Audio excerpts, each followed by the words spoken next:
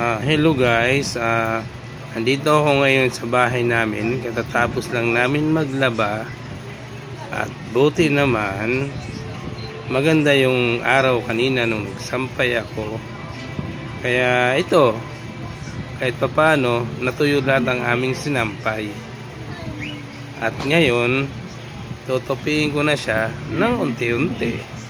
Medyo madami nga lang guys, kung nakikita nyo, ay puno yung aming kama. Kasi isang linggong labahin kasi siya, kaya sobrang dami talaga. At ngayon yung misis ko nasa palengke bumibili ulam, kaya ako bibili na lang ako na lang ang magtutupi ngayon. Magtutupi tayo.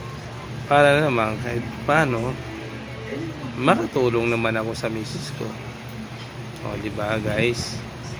Ayan, medyo marami-rami. Magtutupi muna tayo.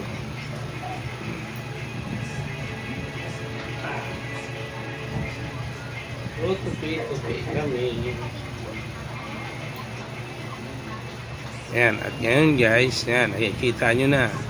Medyo marami-rami na rin akong natupi. At kahit paano, okay naman. Please follow to my page. Salamat. Follow, like, and share guys. Thank you. Mag-subscribe ka.